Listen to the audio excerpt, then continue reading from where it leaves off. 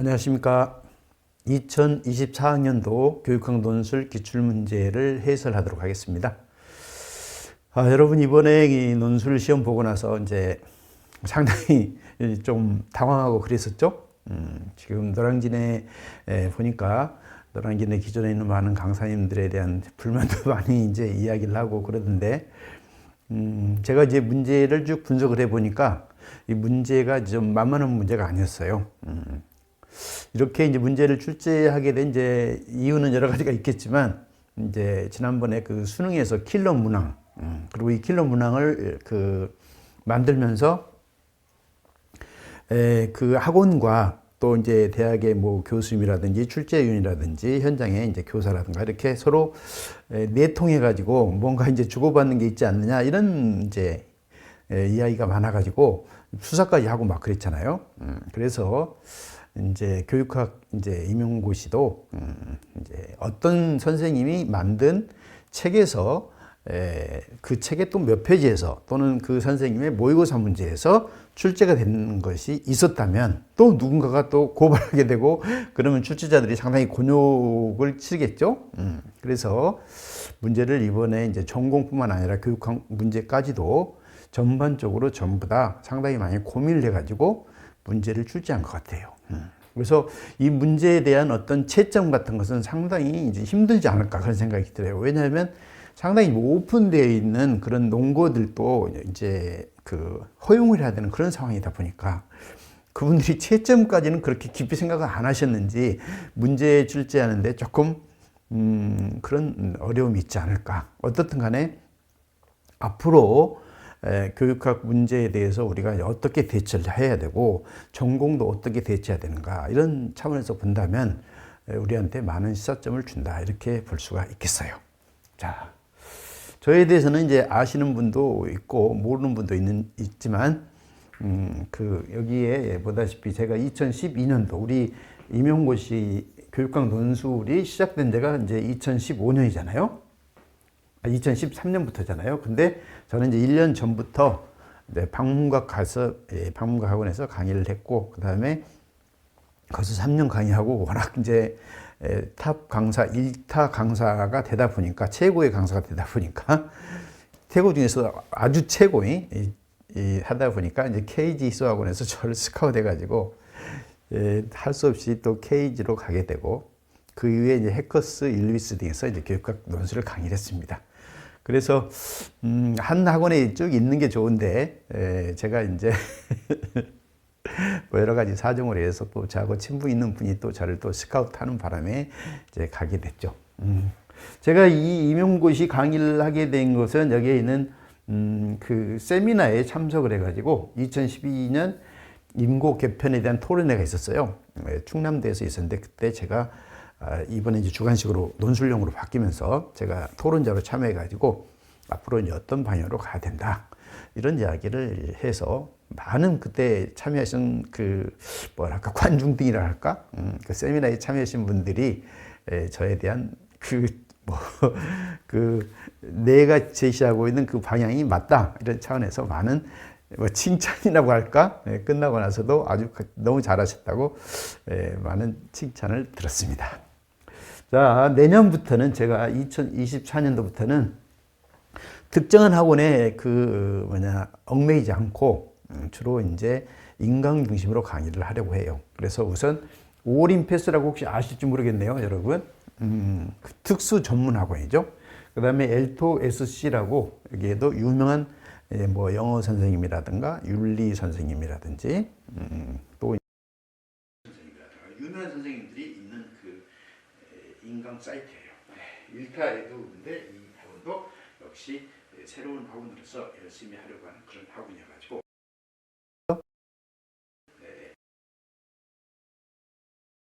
하려고.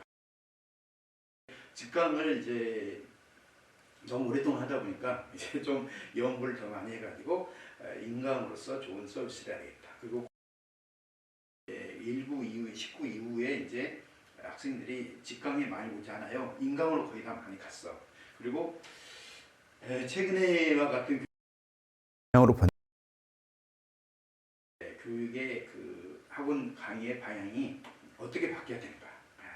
이런 차원에서 제가 많이 학생들한테 1년 동안 내내 그리고 전공 공부도 제대로 못하고 그래서 그랬는데 1년 동안 교육하기 열심히 공부를 했는데 학원까지 매일매일 매주 월요일 화요일 이틀씩만 나와가지고 열심히 했는데 결과가 안 좋다면 아무 의미가 없잖아요. 그 시간에 차라리 학교의 도서관이라든가 또는 자기 집에서 잘 되는 사람은 자기 집에서 열심히 공부를 해가지고 좋은 성적을 거두는 것이 훨씬 더 효과되지 않을까 그런 생각을 해서 제가 이제 인강 중심으로 이제 전환하게 됐습니다.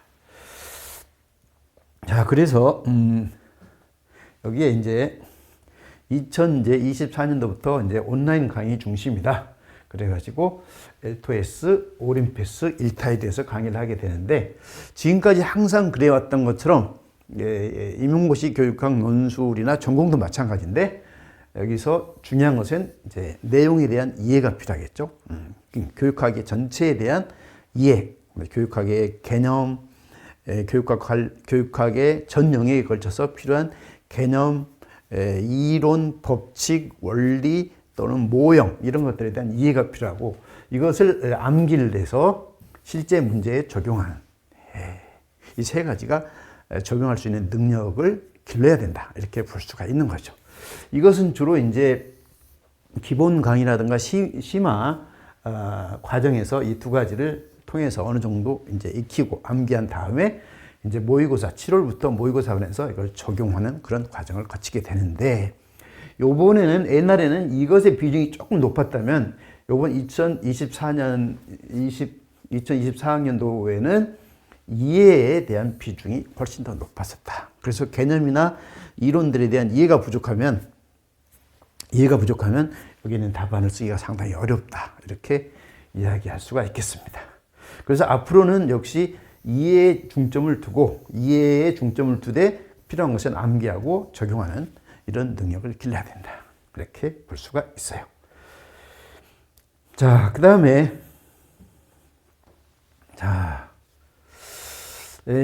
저는 이제 이번에 이제 시험 문제에서 다 똑같은 그 사례 제시형의 사례와 똑같이 다 적중한다는 것은 그건 이제 누구나 다 이제 불가능한 것이고 여기에서 나오는 중요한 내용들을 제대로 잘 다뤘느냐 그렇지 않느냐 이것이 중요하다고 볼 수가 있는데 저는 이제 그 수업 중에 쭉 강의를 하고 실전 모의고사까지 다 끝냈지만 여기에 있는 그 ERG라고 해가지고 이것만은 반드시 알아야지 의 약자예요. 그래서 이것만은 반드시 알아야지에 해당되는 내용을 한 50쪽 정도 해가지고 실전 모의고사라든가 이런 데서 다 공부했던 내용 중에서 출제 가능한 것을 쭉 뽑아가지고 제시를 했는데 거기에서 이제 다행히 다 이제 그 적중이 됐다고 할까? 거기서 다 다뤘던 내용들이 나와가지고 저 자신도 이제 상당히 뿌듯한 그런 마음이 듭니다. 근데 그 시험을 이제 보고 나서 제 강의 들었던 학생들은 이제 강의 시험을 잘 봤다고 이렇게 이야기를 하지만 이제 결과는 또 나와 봐야 되기 때문에 저도 이제 그 마음이 편하지는 않아요. 제 교육학을 삼체 교육학 그랬는데 삼체 교육학은 3이라는 것은 세 가지 아까 이야기했던 것처럼 교육학에 대한 그 이해 그리고 암기 적용 이것을 세 가지를 3이라고 이야기했고 최는 최소의 비용으로 최소의 노력으로 최소의 비용 최소의 노력으로 최단기 교육학을 완성시키는 것이 나의 이제 교육학 강의의 특징이기 때문에 이것을 삼체 교육학 이렇게 새로운 이름으로 여러분에게 알려드리는 겁니다. 저의 교육학은 최소의 비용, 그 다음에 최소의 노력으로 여러분이 교육학을 최단기에 완성을 해야 교육학 고득점을 받게 되고 그래야 교육학 때문에 떨어지지도 않고 교육학 때문에 임용고시를 합격했다. 그런 친구들이 많아지게 되는 거죠. 물론 지금까지 한 10년 동안 그렇게 해왔어요. 그래서 이제 인강 중심의 강의를 하면서는 여기에 초점을 맞추겠다. 자, 여기까지는 이제 저에 대한 간단한 이야기였고, 자, 문제를 한번 봅시다. 자, 이 내용을 읽고 학습자 맞춤형 교육 지원을 위한 교사의 역량을 주제로 이런 그 논술문을 작성하라 그랬는데, 사회자에서 쭉 이렇게 보면은 여러분들을 위해서 내가 빨리 의도적이 색깔을 넣어가지고 여러분한테 설명하기 빨리빨리 하려고 이렇게 했어요. 자, 여기서는 특별한 것은 없고 교사 A가 제가 교육 실습을 나갔던 학교는 학생의 신체 활동을 장려해서 1인 1운동 맞춤형 동아리를 운영했다 그랬어요. 자, 여기서 1인 1운동 맞춤형 동아리를 운영한 것은 교육과정으로 이야기한다면 어떤 교육과정이냐 하면 공식적 교육과정에 해당되는 거예요. 네, 공식적인 교육과정 운영했는데 의도치 않게 몇몇 학생들은 교우 관계가 좋아져서 봉사활동까지 하는 반면에 일부 학생들은 너무 친해져서 자기들끼리만 어울리는 문제가 발생했다 그랬어. 이렇게 의도치 않게 생긴 현상은 교육과정 측면에서 어떻게 설명할 수 있는지 궁금했습니다 그랬어요. 자, 그래서 우리가 학교에서 교육과정을 크게 보면 선생님들이 진짜 이것은 가치 있는 것이니까 학생들이 반드시 알아야 된다. 그리고 또 이런 프로그램을 운영할 때는 최소한 이런 목표를 달성해야 된다라는 목표가 있겠죠. 이것을 목표를 가지고 어떤 프로그램이라든지 어떤 활동을 하는 것을 공식적 교육과정이다 이렇게 이야기하는 거예요. 그런데 학생들은 학교나 교사가 의도한 것만 학생들이 배우는 게 아니고 의도하지 않았는데 우연히 배우는 것이 있잖아요. 그래서 이것만 보면 여러분이 잠재적 교육과정이다 이렇게 금방 알 수가 있죠. 자, 그래서 여기서 의도치 않게 이것이 힌트니까 잠재적 교육과정 했는데 문제는 여기에 있는 저 밑에 논점을 보면 이 잠재적 교육과정을 근거로 해서 교육의 목적, 그 다음에 교육의 내용 구성, 그 다음에 평가에 대한 내용을 이제 써야 되는 그런 문제가 나온 거예요. 그러면 지금 공식적 교육과정은 당연히 학교나 교사가 목표를 정하고 뭘 가르쳐야 되겠다 이거 다 정하는 건데 잠재적 교육과정은 은연중에 배우는데 어떻게 그걸 목표를 정하냐 이런 문제가 제기되잖아요.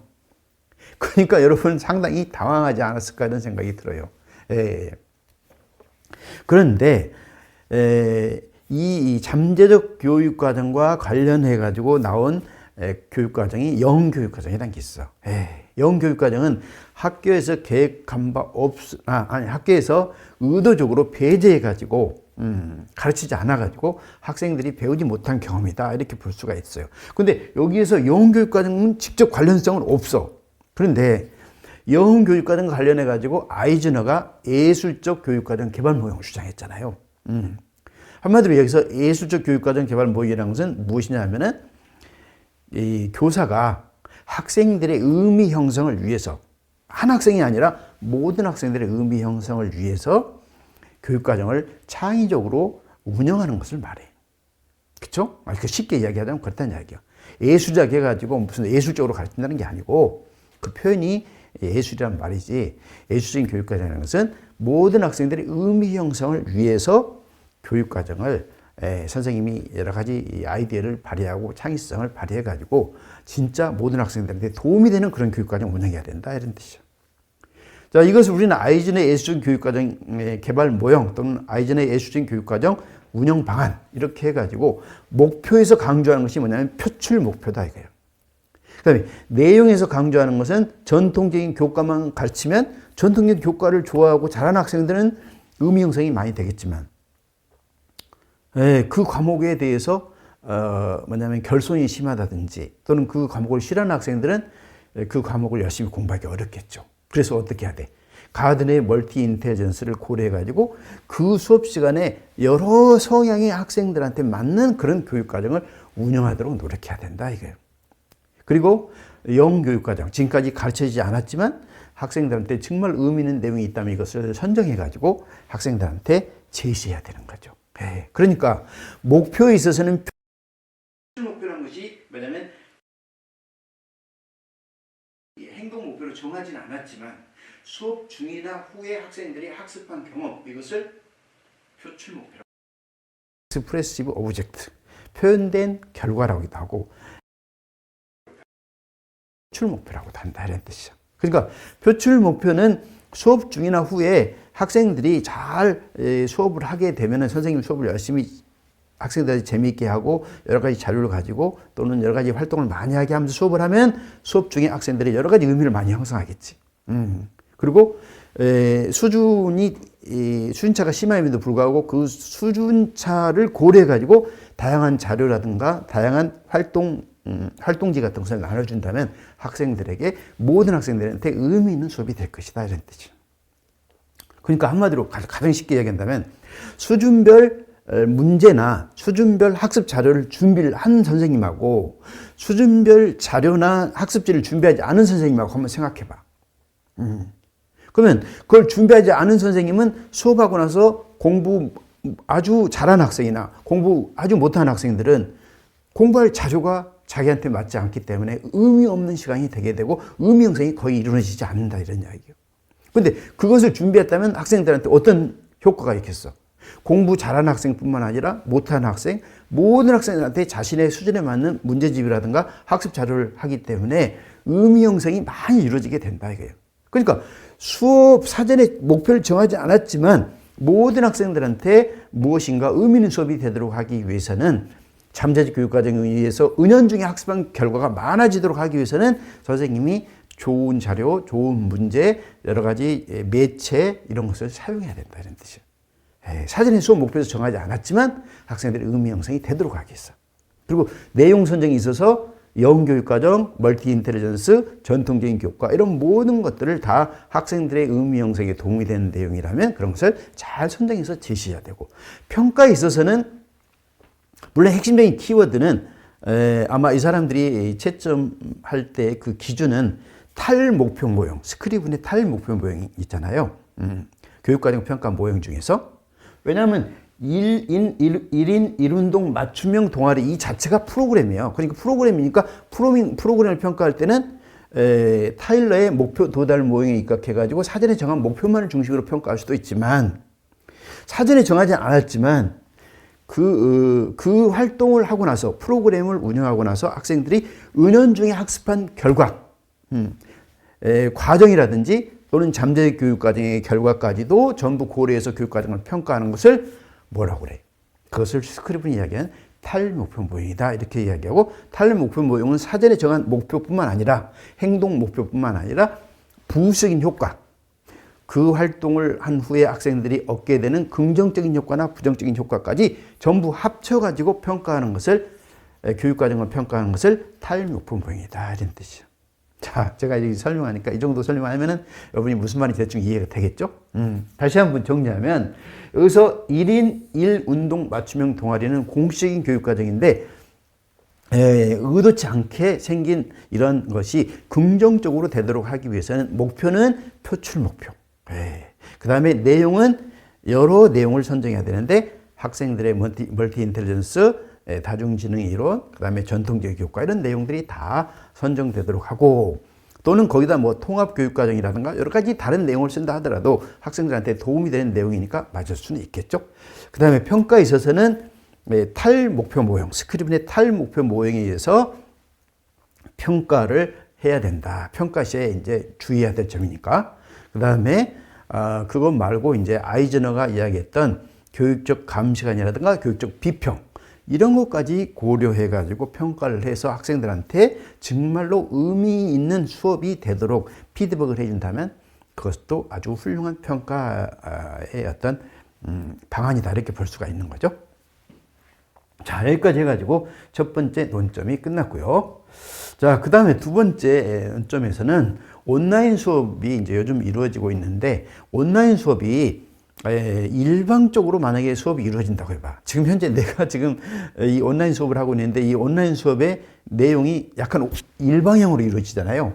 그쵸? 여러분들하고 지금 쌍방이 이루어지지 않기 때문에 상호작용이 이루어지지 않는다, 이런 뜻이죠. 그러니까 여기서 이야기한 것처럼 학습자가 상호작용하는데 어려움이 많다, 이런 이야기예요. 그쵸? 여러분하고 나하고 지금 내가 일방적으로 사진 촬영해가지고 여러분한테 제공하다 보니까 지금 상호작용이 거의 일어나지 않잖아요. 그래서 어려움이 상호작용하는데 어려움이 있는 이유는, 여기 문제의 논점 첫 번째 나오는 건데, 어려운 이유는 뭐냐면 바로 일방향으로 이루어지거나 아니면은 어떤 컨텐츠의 어떤 교재 같은 것을 그냥 화면에 띄우고 설명하는 그런 방식, 이런 방식인 경우에는 상호작용이 거의 일어나지 않는다. 그렇다면 온라인 수업에서 학습자가 할 수 있는 다양한 유형의 상호작용을 고려해가지고 콘텐츠를 개발하고 수업 내용을 온라인 수업을 운영해야 학습 목표 효과를 달성할 수 있다. 그랬단 말이죠. 그럼 이걸 어떻게 해야 되느냐 이런 이야기예요. 그래서 여기 시험 문제에서 온라인 수업의 상호작용 유형 세 가지를 이제 제시하고 이것에 각각의 기능을 써라 그랬어. 자, 수업은 교사 학생의 이제 물론 상호작용이죠. 근데 교사가 학생과의 상호작용을 하는데 무엇을 가지고 상호작용을 하느냐 이런 뜻이에요. 그러면 당연히 교육 내용에 해당되는 뭐 컨텐츠라고 할 수도 있겠죠. 그 컨텐츠를 가지고 상호작용하죠. 그 다음에 매체도 가지고 상호작용을 하는 거죠. 그 다음에 만약에 선생님이 학생한테 자 너희들끼리 토론을 해라. 학생들끼리 어떤 작업을 해라. 또는 협동해서 뭘 해라. 하고 하게 된다면 학생과 학생 간의 상호작용이 일어나게 된다. 이런 뜻이에요. 그렇죠? 자, 다시 한번 이야기해 볼게요. 첫 번째는 교사와 학생 간의 상호작용이 이루어지고 두 번째는 학생과 학생 간의 상호작용이 이루어지고 그 다음에 세 번째는 교육 내용, 컨텐츠와 학생과의 상호작용이 이루어지게 되고 그 다음에 매체라든가 시스템이라든가 이런 것과의 상호작용이 일어나게 된다 이거예요. 그 다음에 하나 더 있는데 그게 뭐냐면 학생 자신이 공부하면서 자기 스스로 생각하고 사고하고 통찰하고 이런 것들이 또 상호작용의 하나의 요소다. 이렇게 학자들이 이야기를 한다 이거죠. 그럼 이것을 뭐하러 밝히느냐? 아까 이야기했잖아요. 상호작용이 일반적으로 온라인 수업에서 지금 우리는 이제 일방향의 그런 수업이 만약에 이루어진다면 상호작용이 거의 일어나지 않는다 그래요.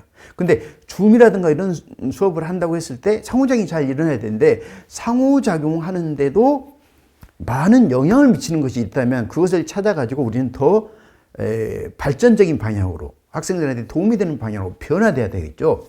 그래서 첫 번째 교사가 학생과의 상호작용하는 데 있어서는 학생한테 지식을 전달하기도 하고 또는 동기를 부여하기도 하고 칭찬을 하기도 하고 컨텐츠가 하는 건 아니잖아요. 그러니까 선생님이 학생과의 상호작용할 때 학생들에 대한 칭찬이라든지 학생들에 대한 피드백이라든지 이런 걸 잘하는 교사를 만나면 학생이 일어나가지고 의미 형성이라든가 학습의 효과가 많아지겠죠.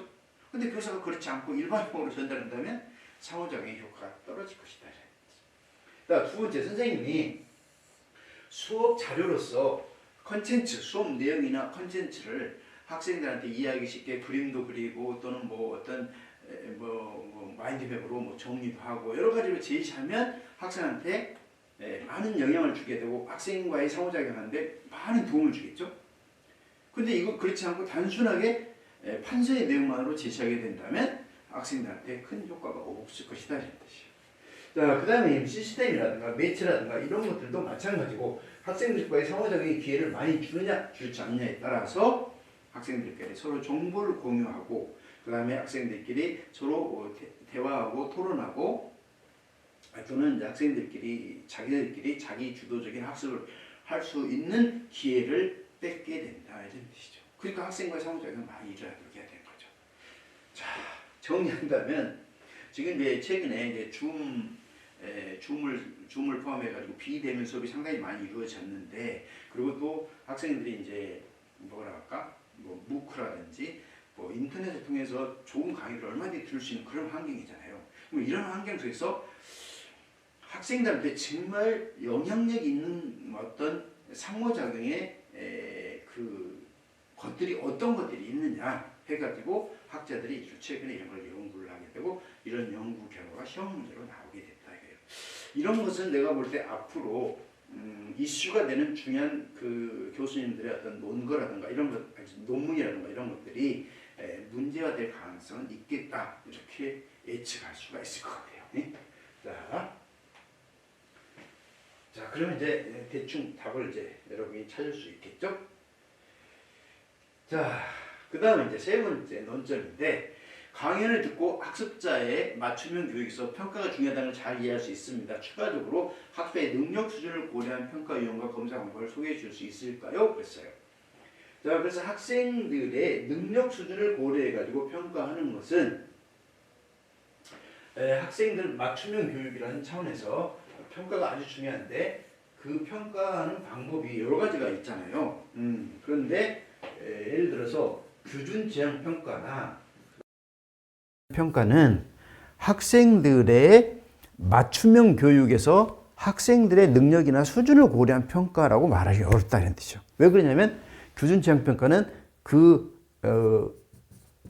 집단 시험을 응시하는 그 집단의 평균과 표준 편차 이것을 바탕으로 이것을 기준으로 해가지고 나의 위치나 나의 순위라든가 서열이라든가 이런 것을 평가하잖아요. 그러니까 객관성은 있지만 학습자의 맞춤형 교육에서 필요한 평가라고 말할 수는 없다 이런 뜻이죠. 그리고 능력 수준을 고려한 평가라고 말할 수가 없죠. 그럼 중고 지향 평가도 뭘 기준으로 합니까? 학생들이 공부해야 될 목표 이것을 얼마나 잘 이해했느냐 이것을 평가한단 말이죠. 그러니까 그리고 이런 평가들은 거의 똑같은 문제를 가지고 똑같이 평가를 하게 되고 그 학생의 점수로 나타난다든가 아니면 서열로 나타난다든가 이런 식이란 말이죠.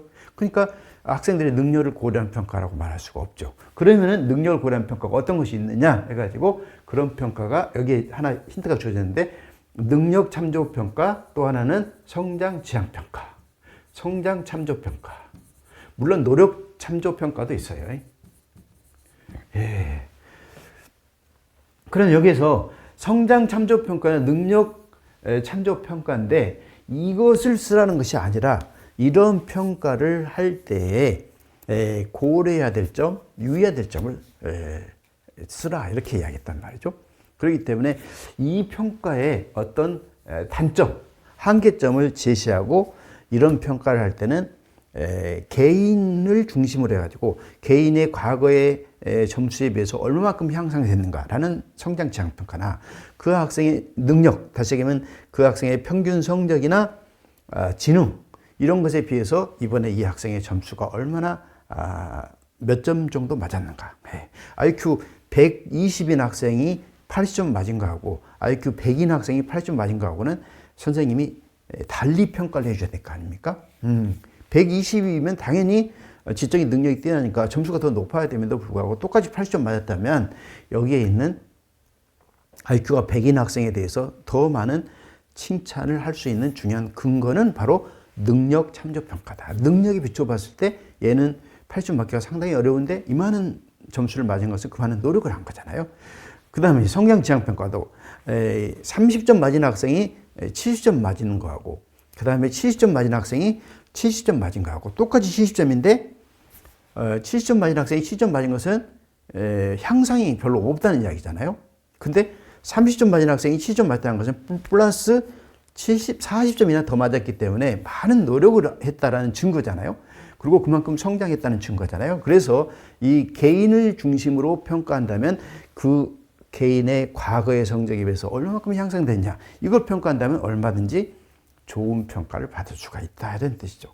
그러면은 실제 70점 맞은 것은 그렇게 이제 높은 점수는 아니지만 성장 지향 평가의 차원에서 한다면 30점 맞은 학생이 70점 맞았다면 그 학생은 상당히 많은 칭찬을 받게 되고 너가 다음에 또 시험 볼 때 이제 20점만 더 맞게 된다면 90점이 되잖아요. 그러니까 얼마든지 칭찬을 할 수도 있고 그 칭찬이 이 학생한테 동기부여가 돼가지고 더 열심히 공부할 가능성이 있다는 이야기죠. 그렇죠? 그래서 성장 참조 평가나 능력 참조 평가 이것을 우리는 그 능력 수준을 고려한 평가에 해당되고 학습자의 맞춤형 교육에서 아주 중요한 평가다 이렇게 볼 수가 있는 거죠. 그런데 이 평가의 한계점은 뭐라 했어요? 이전에 예를 들어서 4월 달에 시험을 보고 6월 달에 시험을 봤는데 4월 달에는 평균 이 친구가 60점 맞았는데 요번에 예를 들어서 70점 맞았다고 해봐요. 근데 70점 맞았는데 4월 달 문제하고 그 다음에 6월 달 문제하고 난이도가 같다면은 그야말로 성장 지향 평가에서 상당히 많은 노력을 했구나 이렇게 볼 수가 있는데 난이도가 6월달 것이 어려웠다. 또는 이 학생이 뭐 과외를 받았다. 다른 요인에 의해서 이게 점수가 높다면 이것은 또 다른 차원에서 평가를 해줘야 된다. 이런 이야기예요. 예. 그리고 이 난이도가 6월 달에 보았던 것이 더 어려웠다라고 한다면 이 친구는 성장한 것이 아니라, 왜냐하면 난이도가 더 쉬웠다고 한다면 4월 달보다 점수는 10점 더 맞았는데 이쪽이 4월보다 6월 달에 문제가 훨씬 더 쉬웠다고 한다면 이것은 성장했다고 말하기보다 문제가 쉬워서 점수가 그렇게 나온 거잖아요. 그랬는데 선생님은 그것을 깜빡 생각하지 않고 너가 상당히 많이 성장했구나 이렇게 이야기를 해준다면 그것은 학생이 잘못하면 자만심에 빠진다든지 뭐 또 여러 가지 다른 그 역기능이 발생할 가능성이 있다 이런 뜻이죠. 그래서 여기에 있는 이 평가에서 고려해야 될 점은, 주의해야 될 점은 학생 개인을 중심으로 평가하기 때문에 다른 그 시험 문제의 난이도라든지 또는 그 학생의 여러 가지 그 개인적인 어떤 상황이라든가 이런 것을 종합적으로 고려해서 점수를 평가해야 되고, 교준 지향이나 중고 지향이나 이런 평가 또는 성취 평가 제도라든가 이런 것까지 함께 병행해 가지고 학생을 평가하는 것이 바람직한 방안이다. 이렇게 이야기할 수가 있겠죠. 자, 그다음에 이제 CAT가 있는데 CAT는 컴퓨터 적응 평가 이렇게 이야기를 하고 컴퓨터 능력 적응 검사 이렇게 이야기하는데, 우리가 학교에서 그 획일적으로 그 뭐 예를 들어서 IQ 검사를 한다든지 또는 뭐 성격 검사를 한다든가 이렇게 획일적으로 딱 정해진 시간에 할 수도 있지만, 만약 어떤 장애를 가지고 있다든지 또는 현재 중학교 2학년이긴 하지만 얘의 어떤 지적 능력이 낮다든지 어떤 개인의 어떤 요인이 있다면 그 요인에 의해서 요인을 고려하지 않고 일방적으로 획일적으로 똑같이 그 검사를 받게 되면 그 학생의 성격이라든지 또는 그 뭐냐면 어떤 IQ라든가 이런 것들이 제대로 잘 평가되기 어렵다 이런 뜻이야. 그래서 여러 컴퓨터 여러 가지 성능이라든가 컴퓨터 어떤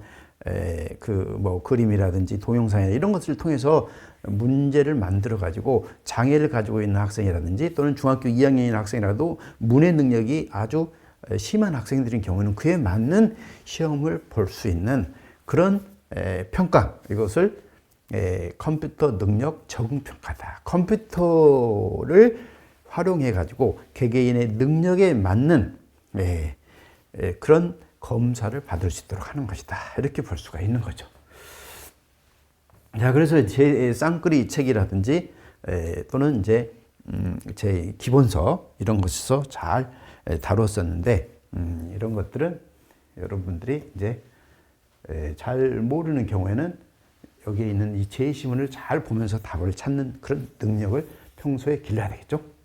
자, 이제 마지막으로 법에서 규정한 대로 학교 운영위원회의 심의나 자문을 거쳐야 됩니다. 이를 위해서 먼저 학생과 교사의 의견 수렴 과정 그랬는데, 여기에서 학교 운영위원회의 주체가 누구냐 그랬는데, 운영위원회 주체는 학생은 아니고 그 학부모 대표, 교사 대표, 그다음에 지역 의원이라고도 하고 지역 위원이라고도 하는데 지역 위원 대표, 지역 대표 이렇게 세 개의 대표로 나눠지게 돼요. 그러니까 한마디로 해서 학교가 여기가 학교 있으면 학교 주변에 있는 학교에 다니는 그 학부모와 그 학교 내에 있는 교사 그리고 지역 대표가 모여가지고 그 학교의 어떤 특성이라든가 학교의 그 전통이라든가 이런 것을 잘 고려해가지고 그 학교에 가장 적합한 교육과정을 운영할 수 있는 권한을 주는 거죠. 뭐 중요한 권한이 어떤 것이 있습니까? 우선 교육과정 편성, 그다음에 예산 편성 및 의결, 그리고 이제 초빙 교사, 교장, 훌륭한 교장이라든가 교사를 초빙하는 권한들이 여기에 있어요. 이것 말고도 나머지 중요한 사항은 전부 다 학교 운영위원회의 심의를 거쳐야 돼. 그러니까 상당히 중요한 권한을 가지고 있는 거죠. 그런데 이것을 함으로써 어떤 학교의 단일 학교의 책임 경영 이것을 할 수 있도록 하는 것이고, 이 중에서 학생을 참여시켜야 되느냐 말아야 되느냐 이런 문제가 있어요. 근데 학생을 참여시키는 거 당연히 참여시켜야지. 뭐 학생의 간부를 참여시킨다든가. 그런데 여기서 이 학생이 학우니의 대표는 아니다 이런 뜻이야. 그러면 필요한 경우에는 교사라든가 학생을 불러가지고 그분한테 질문도 하고 또는 그분의 의견을 이제 청취도 하고 중요한 의견이 있으면 그걸 이제 받아들이기도 하는 거죠. 그러면 이런 의견 수렴 과정을 거치는 경우에 어떤 장점과 단점 또는 순기능과 역기능이 있는가 이런 것을 우리가 알아야 된다 이런 뜻이야. 그래서 제가 교육행정의 원리에서 민주성의 원리의 장단점 이걸 여러분한테 내가 수업 시간에 계속 이야기했잖아요. 실제 시험 문제도 냈고. 그래서 그것이 바로 민주성의 원리에서 이제 교육 행정을 하는 것이고 학교 행정을 하는 거잖아요. 그래서 여기에 있는 학생을 참여시킴으로써 학생들의 의견이라든가 흥미라든가 요구사항이 무엇인가 이런 것들을 반영하고 이들이 여기에 참여함으로써 그만큼 책임감이 생기겠죠. 이것이 장점이라고 볼 수가 있어. 그런 순기능이라고 볼 수가 있어. 순기능이면서 장점이죠. 그런데 단점은 얘들을 참여시킴으로써 회의 시간이 이제 많이 걸리게 되고 비용도 많이 이제 소모될 수가 있고 더 나아가서 학생들이 이제 지나치게 요구를 많이 하게 되면 뭐냐면 학교 운영위원회 위원들과 학생의 요구가 서로 충돌해가지고 갈등이 더 심화될 수도 있다라는 것을 알아야 되겠죠. 그래서 항상 장점만 있는 건 아니니까. 자, 여기까지 해가지고 문제에 대한 설명을 이제 거의 다 중요한 내용을 했어요. 다 했는데 다시 쭉 보도록 합시다. 자, 여기 설명을 내가 여러분한테 다 했는데 여기에 다시 보면 그대로 나와 있죠. 교육과정 유형에 근거해가지고 그러니까 잠재적 교육과정에 근거해가지고 학습 목표 설정, 표출 목표, 그다음에 내용 구성, 가드네 멀티 인텔리전스 영교육과정, 그다음 전통적인 교육 내용을 중심으로 구성을 해야 된다. 학생 평가 계획 시 교사가 고려해야 될 점, 그랬으니까 평가 계획 시는 탈목표 모형에서 해야 된다. 지금 내가 이야기한 것이 가장 적합한 논거인데 이것이 아니라 하더라도 또 충분히 맞을 수 있는 논거들이 많다는 것을 여러분이 알아둬야 돼요. 그리고 채점 기준을 정할 때 그 문제 출제했던 분들이 기본적인 채점 기준이나 모범 답안을 정하긴 하지만 회의를 하게 돼. 왜 그러냐면 이게 논술이라는 것이 뭐냐면 논거들이 상당히 개방적이다 보니까 학생들이 다양한 이제 표현이라든가 다양한 논거를 썼을 거 아닙니까? 그럼 그 논거들이 맞다고 해야 되는가 틀렸다고 해야 되는가 이걸 결정을 해야 된다. 결정하는데 어떤 식으로 결정하냐면 지역별로 모여. 이제 서울 지역을 채점하는 선생님들이 예를 들어서 뭐 30명이다. 그러면 30명이 한 교실에 앉아가지고 우리 서울에서는 이것을 정답으로 할 것인지 말 것인지 이런 것을 이제 뭐 난상 토론까지는 아니지만 여러 가지 토론을 통해서 이것은 맞다고 해야 된다, 틀리다고 해야 된다 이런 것을 결정하게 된다 이거예요. 그런데 예를 들어서 서울시에서는 표출 1번의 학습 목표는 무조건 표출 목표여야 된다. 표출 목표 안 쓰면 무조건 틀리다고 해야 된다. 이렇게 정했어요. 그런데 경기도에 있는 채점위원들이 예를 들어서 50명이라고 해봐. 근데 50명들이 회의를 하다가 거기 채점위원들이라든가 교수님들이 있는데 교수님들이 우리는 표출 목표 말고 뭐 탈목표 모형도 맞다고 해야 된다. 또는 뭐 문제 해결 목표도 맞다고 해야 된다.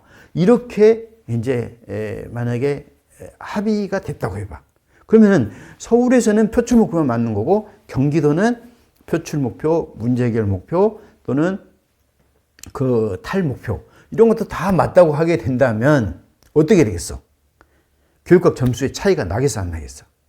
경기도는 교육학 점수가 서울보다 학생들보다 점수가 더 높게 나올 수가 있다는 뜻이야. 아시겠죠?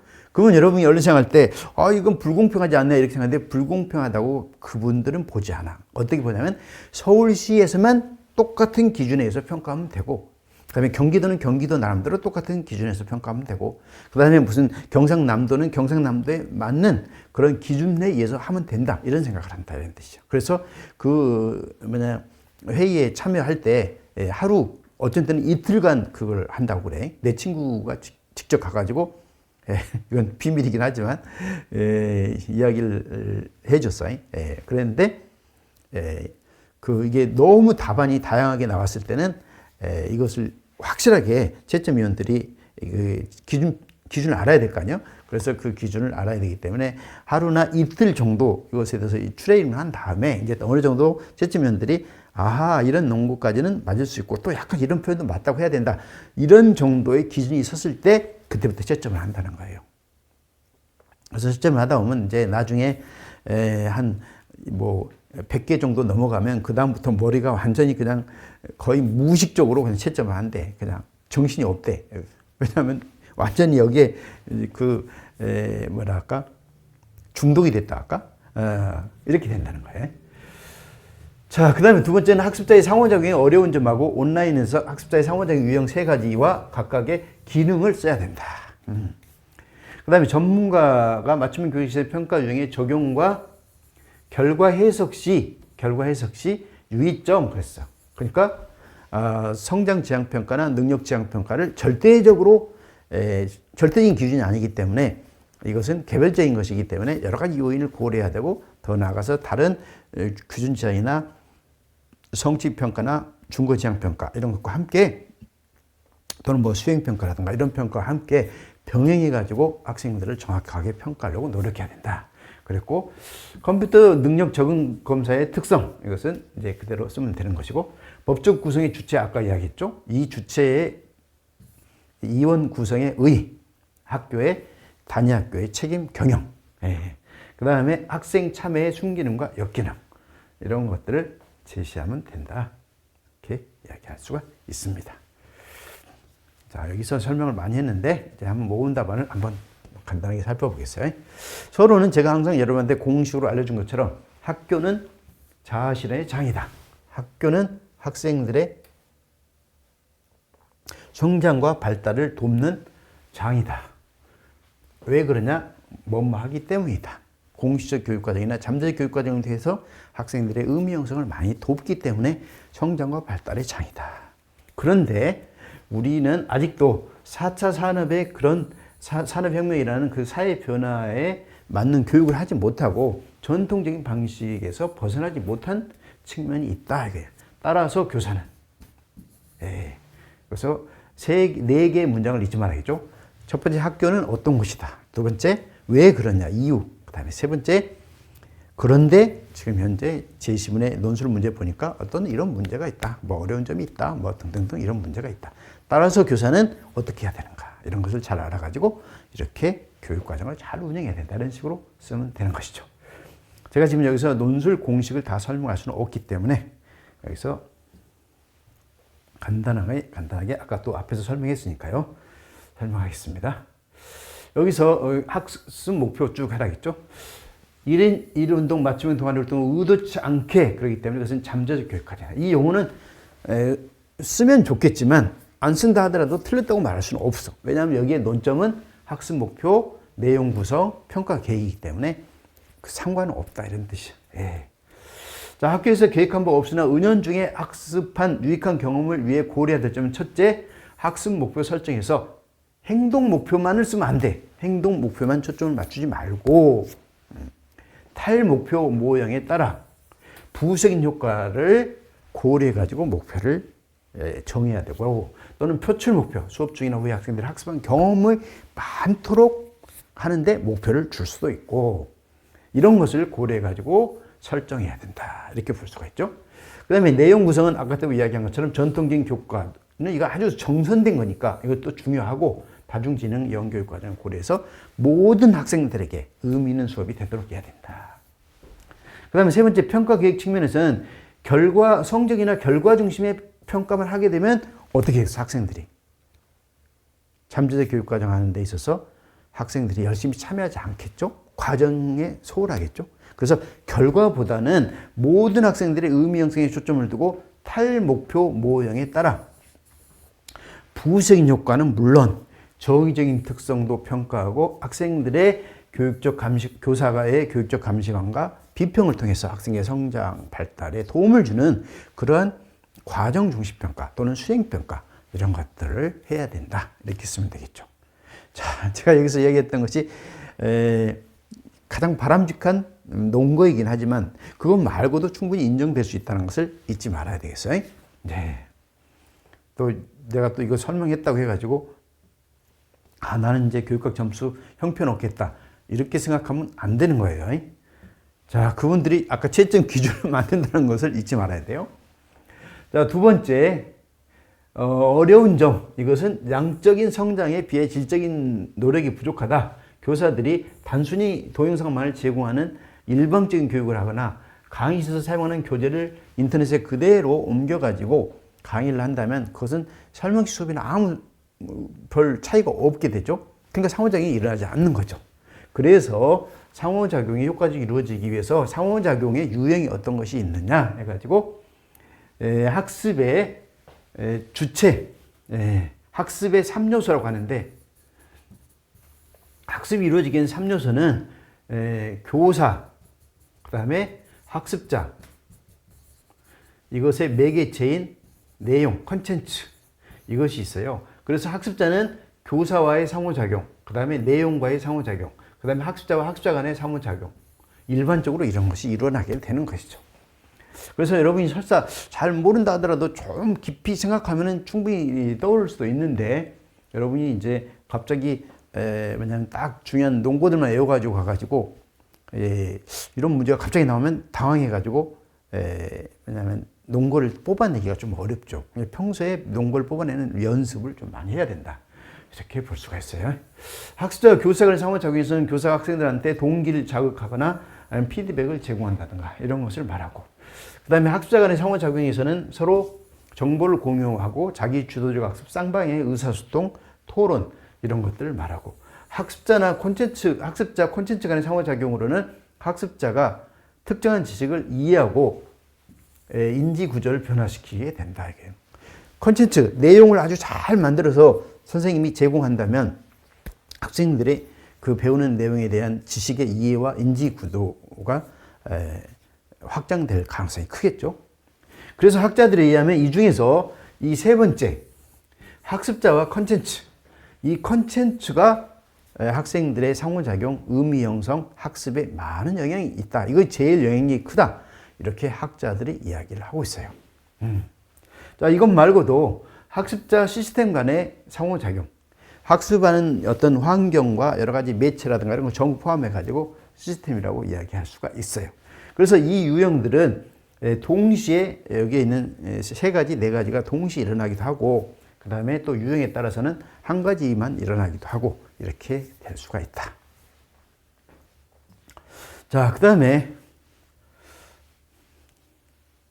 전문가 2가 여기에 있는 컴퓨터 여기 평가에서는 이제 어떻게 되느냐 그랬는데, 아까 다 이야기를 했으니까 성장 지향 평가, 능력 참조 평가는 이런 것이다 그랬어. 근데 여기서 중요한 것은 적용과 결과 해석이잖아요. 그러니까 이것을 간단하게 설명해 줘야 된다 이렇게 볼 수가 있고, 이 두 가지 평가, 결과, 해석 시의 유의점 그랬어.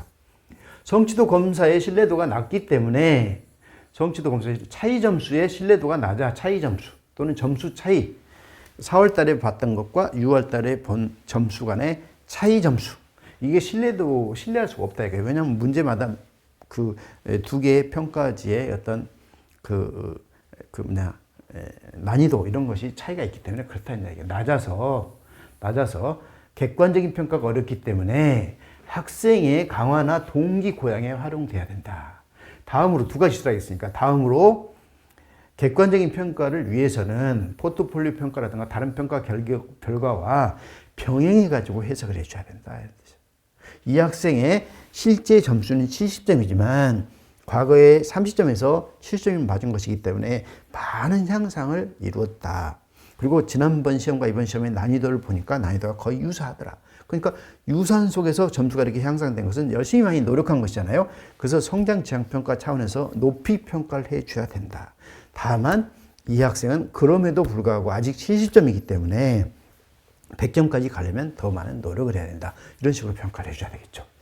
그 다음에 컴퓨터 능력 적응 평가의 특성 해가지고 여기에 있는 학생의 능력 수준에 맞는 문항들로 구성된 치르게 되어 검사에 대한 피험자의 동기를 유발할 수가 있다.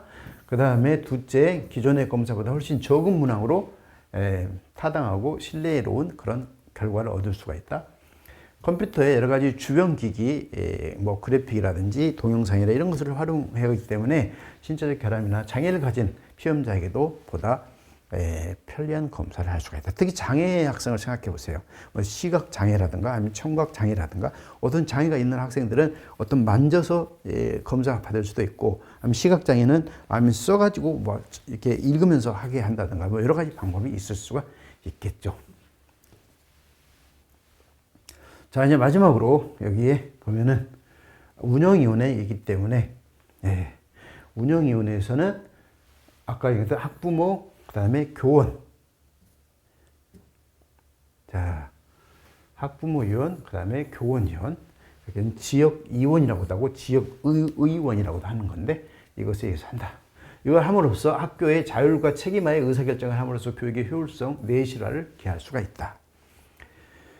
그 다음에 순기능, 학생들의 참여함으로써 순기능은 이런 것이고 책임감까지 부여하고, 그 다음에 역기능, 그러나 이런 회의 비용, 그 다음에 과다한 주장은 갈등을 심화시킬 수 있다. 결론도 역시 공식처럼 이렇게 쓰면 되겠어. 교사가 학생의 차이를 낳는다. 교사가 훌륭하면 학생들한테 큰 성장과 발전을 이룰 수가 있고, 진로 교육이라든가 모든 면에 있어서 선생님이 역할이 중요하다, 이런 뜻이 때문이다.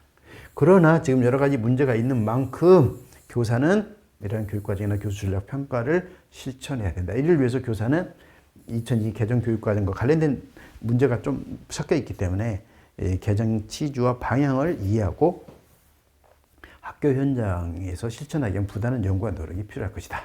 이렇게 답안을 제시한다면 아주 깔끔할 것이다. 이렇게 볼 수가 있습니다. 자, 채점 기준에서 정답이 될 수 있는 논거들을 다시 한번 제가 좀 모아봤어요. 여러분이 너무 불안해하고 힘들어할 것 같아서 제가 모아봤는데, 여기서 첫 번째는 이제 잠재적 교육과정. 잠재적 교육과정. 용어는 쓰지 않아도 잠재적 교육과정이고, 이것의 힌트는 예술적인 교육과정 운영으로 해결이 가능하다. 아이젠의 예술적 교육과정. 목표 설정 시에는 표출 목표, 문제 해결 목표, 탈 목표, 그 다음에 뭐 행동 목표에 초점을 주면 안 된다. 뭐 이런 용어를 쓰면은 이런 것들이 이제 정답으로 처리될 수 있지 않을까, 그런 생각이 들고, 내용 구성 시에는 이것만 쓰면 안 되고 이거하고 이걸 썼거나 아니면 이거하고 이걸 썼거나 이렇게 쓰면은 제일 좋고, 그 다음에 거미줄 모형이라든가 뭐 또는 일경험 다성과의 원리 이런 걸 썼다 하더라도 틀렸다고 말할 수는 없다, 이런 뜻이에요. 왜냐하면 일경험 다성과의 원리는 토론이라든가 어떤 활동을 통해서 이 여러 가지 목표를 달성하는 데 초점을 맞춰야 된다, 그런 뜻이기 때문에 그 사람들이 많이 고민을 하지 않을까, 논거로서 채택이 해야 되는가 말아야 되는가 이런 것에 대한 고민을 하지 않을까, 이런 생각이 듭니다. 자, 평가 계획 시도 가장 정확한 정답은 탈목표 모형에 의해서 부수적인 효과까지 평가해야 된다. 이것이 가장 정확한 답이지만, 이거하고 이것이 가장 정확한 답이지만, 이것 말고 정의적인 특성을 고려한 여러 가지 평가도 필요하고, 과정 중심이나 수행평가, 자기평가, 그 다음에 행동 목표는 바람직하지 않고 나머지 다 이런 평가들이 더 활성화돼야 된다. 그래야만이 뭐냐면 잠재적 교육과정을 고려해가지고 교육과정을 더 완벽하게 운영될 수 있도록 선생님들이 더 노력을 하겠죠. 자, 그 다음에 상호작용에서는 상호작용이 어려운 점 아까 이야기했고, 이런 식으로 한다면 상호작용이 어려울 것이다. 특히 여기에서 획일적인 결과 중심의 평가를 한다고 해보세요. 그렇다면 상호작용 안 해도 점수만 맞으면 되잖아요. 그러니까 현재 우리나라와 같은 형태인 거죠. 우리나라에서 학생들의 학교의 시험 점수만 잘 보면 이제 되기 때문에 수업 중에 잠자거나 아니면 딴짓하거나 이런 일이 벌어진다 해요. 학원에 가가지고 공부 열심히 하고 점수만 맞으면 된다, 이런 이야기잖아요. 그러니까 상호작용이 잘 일어나지 않는 거죠. 그래서 이것도 해당되고 이것도 해당된다. 세 가지 유형인데 이것에 대해서 잘 생각이 안 나면 조나센의 구성주의 모형이라는 게 있어요. 제가 여러분 어떻게 이야기했어요? 구성주의하고 비슷한 웹 기반 그 베이스 러닝, 웹 기반 학습이라든가 뭐 ICT라든가 뭐 학생들의 활동이 중심이 되는 그런 모든 수업에서 어떤 논거가 생각이 안 나면 조나센을 생각해야 되잖아요. 조나센 하면 뭘 생각이 나나요? 첫 번째, 여러 가지 지원해가지고 뭘 지원해 주라 했어요? 관련 사례, 정보 자원, 그쵸? 인지적 도구, 지식 획득의 도구, 그 다음에 대화 협동의 도구, 그다음에 사회적 맥락적 지원 이런 걸 알아야겠죠. 그다음에 두 번째가 뭡니까? 상호작용이죠. 상호작용으로서 교사가 모델, 코칭, 스캐폴딩 이걸 해라 이렇게 하겠잖아. 그렇죠? 그러니까 이것을 생각한다면 교사와의 상호작용, 상호작용하면 상호작용과 관련된 그런 배경지식을 활성화시켜야 되잖아요. 그래서 상호작용하면 이걸 주면 되고, 그 다음에 지원하면은 관련 사례나 정보, 자원 이런 것들을 주는 것이 다 컨텐츠와 관련된 거잖아요. 그리고 여기에 있는 인지적 도구라든가 이런 것들은 어떤 매체라든가 시스템과 관련된 것이다 이런 뜻이죠. 그래서 여기에서 이제 뽑아내면 되는데, 또는 이거 아니면 교육의 3요소 해가지고 교사, 학생, 그 다음에 매개체인 교육과정 해가지고 학생과 교사와의 상호작용, 학생과 교육과정과의 상호작용, 그 다음에 학생과의 상호작용 이런 식으로 뽑아내면 되는데 여러분들이 당황해가지고 이것을 뽑아내지 못한 사람도 많다 이렇게 볼 수가 있어요. 그리고 항상 잘 모르면 조나선 생각하는데도 불구하고 이것을 제대로 잘 뽑아내지 못하는 경우도 있었던 것 같아요. 자, 그래서 여기서 쭉 이제 이야기를 했고요. 그 다음에 이러닝 상호작용에서 이제 박사님들이 쓴 논문을 일부 내가 발췌했는데, 여기에 있는 이런 분들이 지금 이 방면에 대해서 많이 연구를 하고, 여기서 네 가지 유형을 이야기를 했는데, 여기 학습자와 교수, 그 다음에 둘째 학습자 간, 그 다음에 셋째 뭐냐면 시스템, 그 다음에 학습자와 콘텐츠. 이것 말고 또 이런 게 있어요. 학습자의 내적인 상호작용 이런 게 있어. 학습자의 내적 상호작용. 학습자의 내적인 상호작용은 학습자 스스로 사고하고 성찰하고 반성하고 평가하고 이런 것들이 다 학습자 내적인 상호작용이다 이렇게 이야기를 해요, 학자들이. 그래서 이거 쓴 사람도 틀렸다고 말할 수가 없어. 그래서 상당히 오픈되어 있는 논거다 이렇게 이야기할 수가 있겠네요. 전영미, 조진숙, 지금 수원대학교 교수님이에요. 자, 그 다음에 이제 세 번째는 성장참조평가, 능력평가에서도 여기에 있는 개별 처방식 수업, 이것도 틀렸다고 말하기는 어려울 겁니다. 그 다음에 결과 해석식 유의점 해가지고 여기서는 한마디로 여기서 신뢰도가 낮다. 그렇기 때문에 다른 평가하고 함께 병행해가지고 해석을 해야 된다.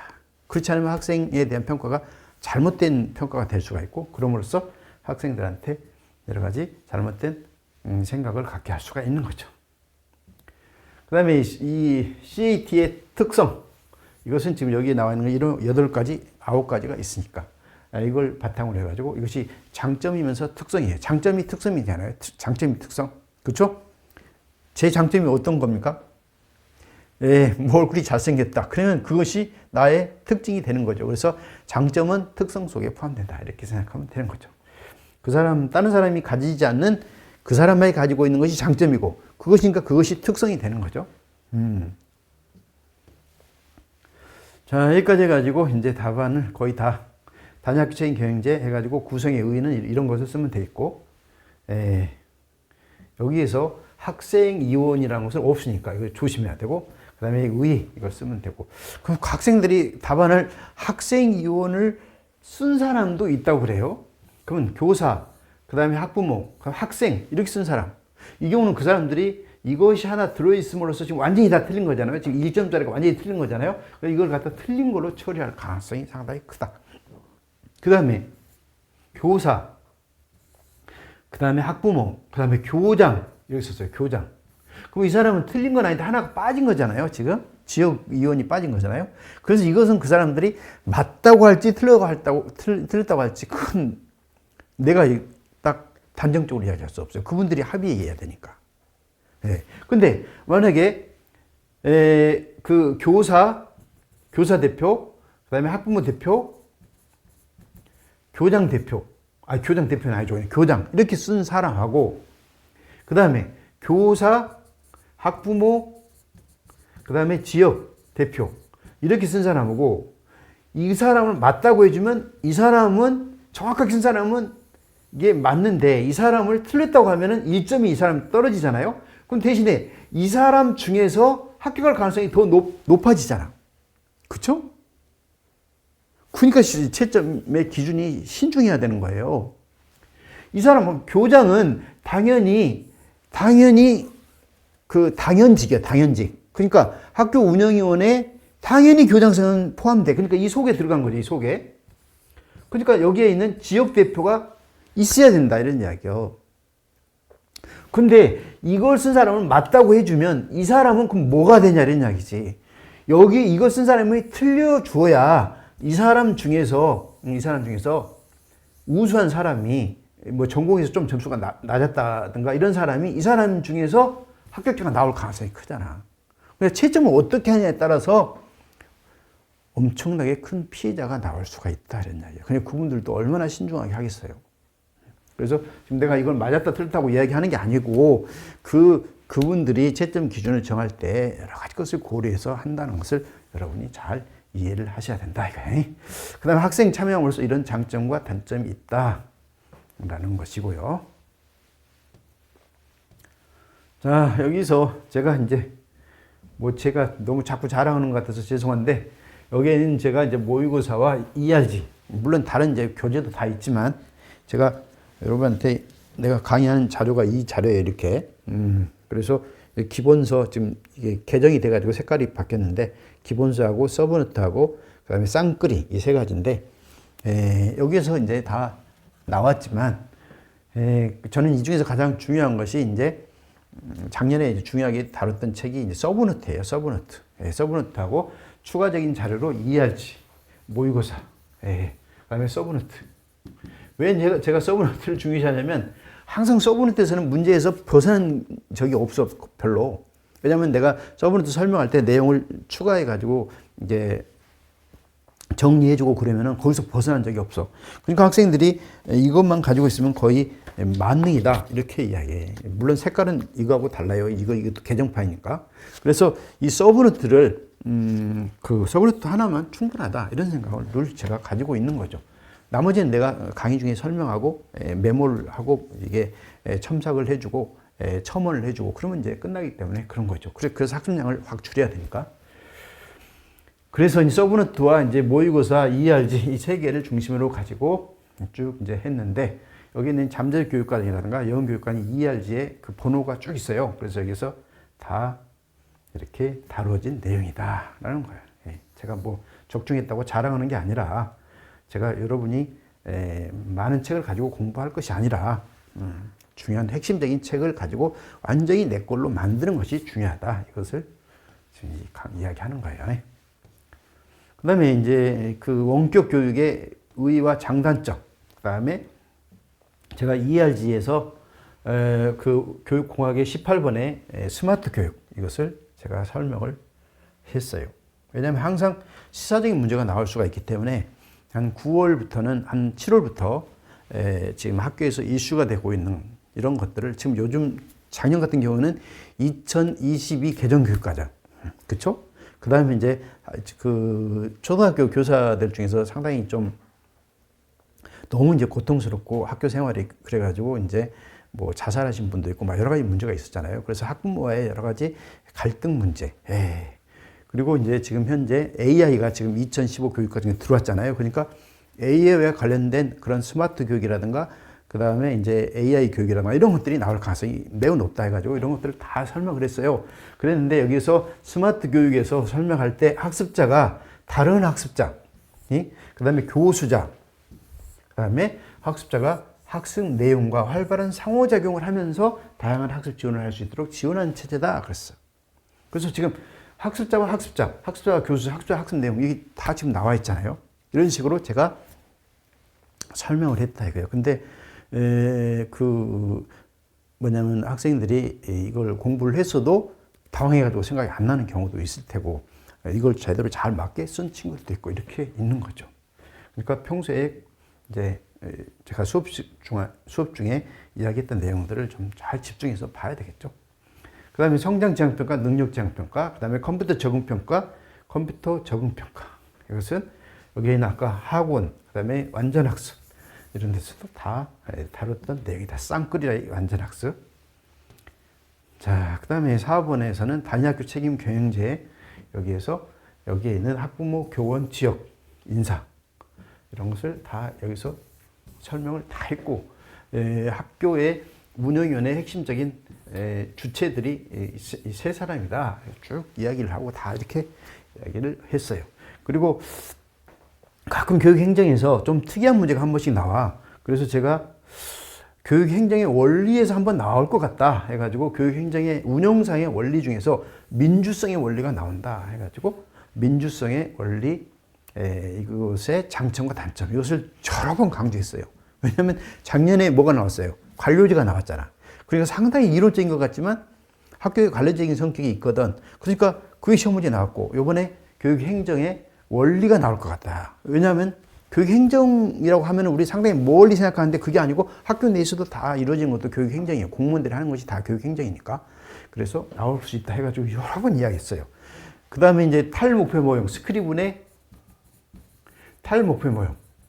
이것도 여러 번 이야기했죠. 우리나라 교육과정은 너무 타일러식에 입각해서 행동목표에서 교육과정을 평가를 하고 학생들의 스카이 대학이라든가 서울에 있는 서울에 있는 대학에 많이 합격하면 좋은 대학이라고, 좋은 고등학교라고 평가하는데 그건 그 교육과정 평가에 문제가 심각한 거다. 교육과정 평가는 스크린의 탈목표 모형에서 목표뿐만 아니라 부수적인 효과까지 함께 평가해야 된다라고 여러 번 이야기를 했는데 거의 다 뭐 적중이 됐다면 적중이 됐다. 이렇게 이야기할 수가 있는 거죠. 자, 그래서 이제 마지막으로 저의 이제 교육학은 삼체 교육학. 삼체라면 세 가지. 교육학에 관련된 이해, 암기.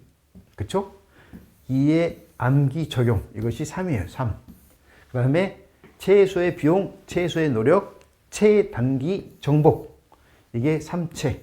그래서 신태식 교육학은 삼체 교육학이다. 이렇게 여러분이 이해하면 되겠어요. 그래서 저와의 소통 창구는 신태식 교육학 연구소 카페가 있어요. 아카데믹 21이라고. 그래서 1위 하면 되겠고, 그 다음에 여러분들에게 이제 또 제가 그 교육에 대한, 제 강의에 대한 어떤 특강을 하는데 그 강의에 대한 특강에서 내년부터는 아까 최저의 비용으로 그랬죠. 그래서 지금 제가 이제 완전히 무료는 아니기 때문에 재능 기부라고 이야기하기는 좀 그렇습니다만은 일단은 저의 이제 재능을, 교육학에 대한 재능을 최대로 여러분한테 뭐 기부까지는 아니지만 왜냐하면 뭐 촬영하고 이런 비용이 만만치 않으니까 그래서 여러분한테 드리고자 합니다. 어떻든 간에 여러분 제가 여기서 설명했던 것이 강조했던 것만이 논거가 되는 건 아니고 논거 채점 기준으로서 정답으로 채택되는 논거는 그 사람들의 합의에 의해서 정한 것이기 때문에 실망하지 마시고 2차에 전념하면 좋겠습니다. 아시겠죠? 자, 그 기출문제 해설은 여기서 마치겠습니다. 수고하셨습니다.